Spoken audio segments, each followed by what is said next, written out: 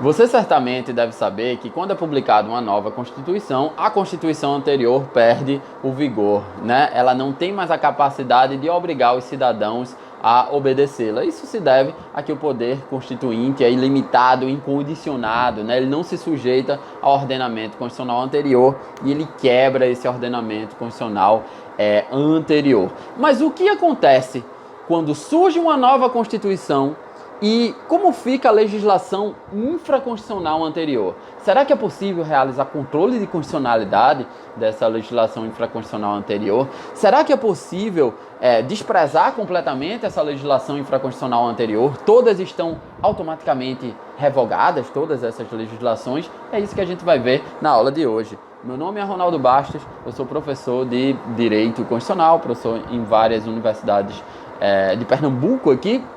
E eu queria convidar você para, se você precisa de um curso de Direito Constitucional, de Prática Constitucional para a OAB, por exemplo, você acesse o meu curso de Prática Constitucional que está na descrição desse vídeo, um curso inteiramente online, onde você vai ter acesso a um grupo de WhatsApp exclusivo de tira dúvidas, e onde você vai ter acesso a uma grande comunidade que discute direito constitucional. Hoje eu quero falar com você sobre essa questão. Como fica a legislação infraconstitucional anterior diante do surgimento de uma nova Constituição?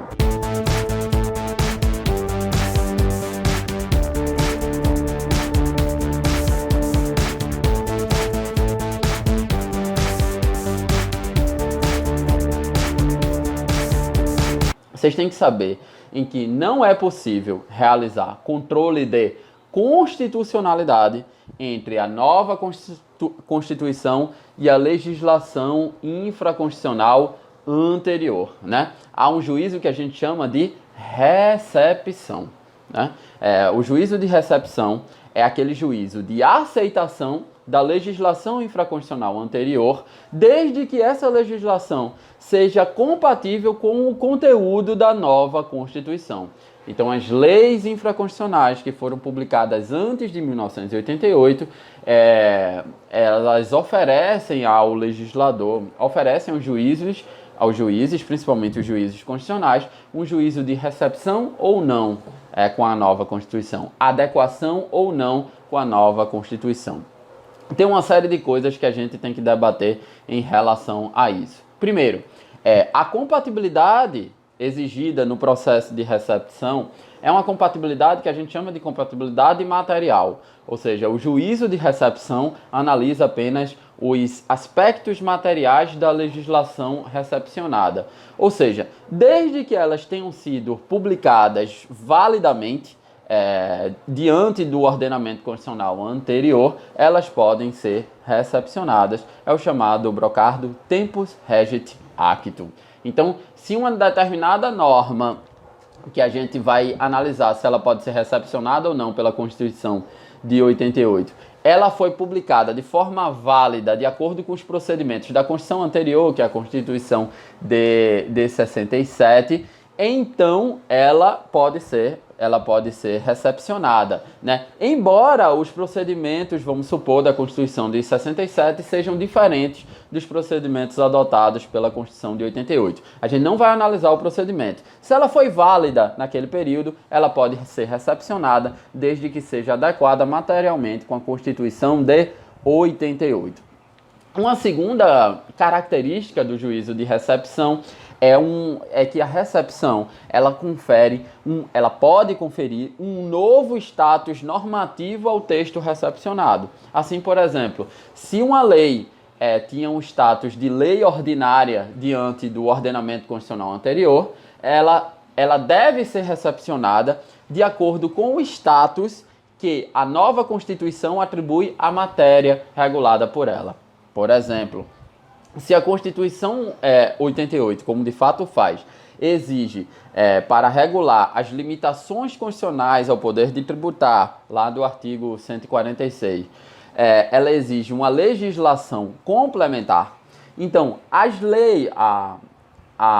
matéria que diz respeito à limitação do poder de tributar contidas no Código Tributário Nacional, elas são consideradas legislação complementar, embora o CTN não tenha sido feito como legislação complementar, e sim legislação ordinária. Então, uma legislação ordinária, ela é analisada apenas o aspecto material dela e ela é recepcionada com um novo status constitucional, que é a legislação complementar. O contrário também é válido. Se no ordenamento constitucional anterior era exigido que determinada matéria poderia ser feita apenas com legislação complementar e o novo ordenamento ela exige apenas legislação ordinária, ela vai ser recepcionada como legislação ordinária e não como legislação complementar. Quais são as consequências desse juízo de recepção e não juízo de constitucionalidade? No controle concentrado de constitucionalidade, a primeira consequência é a impossibilidade do ajuizamento das ações diretas de constitucionalidade. Ação direta de inconstitucionalidade, ação declaratória de inconstitucionalidade, ADIM por omissão. Não vai ser possível realizar esse controle de constitucionalidade porque o juízo não pode ser de constitucionalidade. O juízo é de recepção ou não recepção. Por que não pode ser de constitucionalidade? Porque o juízo de constitucionalidade só deve ser feito para aferir a constitucionalidade de uma legislação infraconstitucional com o ordenamento constitucional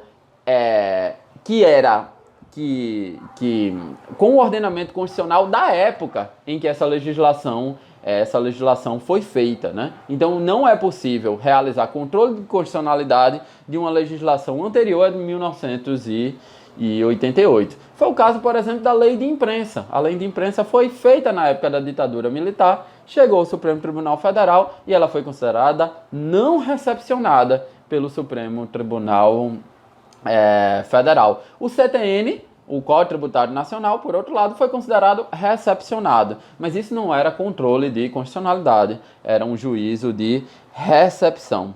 Do mesmo modo, não é possível realizar a modulação dos efeitos temporais em matéria de conflito intertemporal. Por quê? Essa técnica de modulação dos efeitos temporais é o Supremo, considerando interesses sociais, um motivo de segurança nacional, pode dizer quando a decisão dele vai surtir efeito, né? Se a nulidade dessa legislação, por exemplo, pode não ser desde o início, mas só a partir da decisão do Supremo. Isso não pode ser feito porque não é um juízo de constitucionalidade, é um juízo de recepção. No controle difuso de constitucionalidade, quais são as consequências disso? O conflito intertemporal pode sim ser suscitado no controle difuso, incluindo o STF via recurso extraordinário. Outra coisa, não caberá a comunicação ao Senado para os fins de aplicação daquele artigo 5210, né? No controle difuso de constitucionalidade, como a gente sabe, o STF, embora a eficácia da sua decisão só seja inter partes, o presidente do STF manda um ofício para o presidente do Senado, dizendo, caso o Senado considere interessante, pode suspender essa norma, porque o Supremo já declarou ela inconstitucional no caso concreto, né? Outra consequência é que é possível sim o controle concreto das normas pré-constitucionais em face das normas da Constituição que vigorava quando elas foram editadas. Então, por exemplo, a Lei de Imprensa poderia, o STF hoje, não hoje porque ele já declarou que a Lei de Imprensa não foi recepcionada pelo ordenamento anterior. Mas, por exemplo, em relação ao Código Tributário Nacional, o STF ele poderia hoje fazer um controle de constitucionalidade das normas do Código Tributário Nacional em relação às normas da Constituição de 67. Então, sempre o parâmetro de controle tem que ser o parâmetro contemporâneo.